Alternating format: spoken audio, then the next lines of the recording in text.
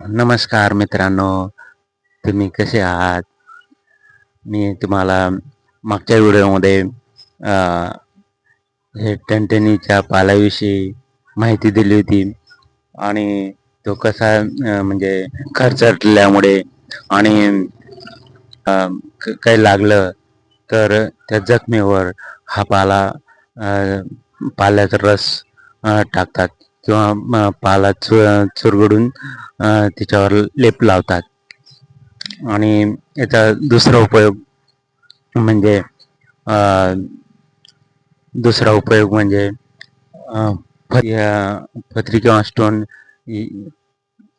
त्याच्यामुळे आपलं पोट दुखत असेल किंवा आपल्या पोटामध्ये काही दुखापत असेल तर याचा एक चमचा रस काढून या पाल्याचा तर तो सकाळी पिल्यानंतर अंत्या पोटी पिल्यानंतर आपल्याला आराम मिळतो. तर हे कमीत कमी 5-6 दिवस करायचे. त्याच्यामुळे आपला आजार बरा होतो.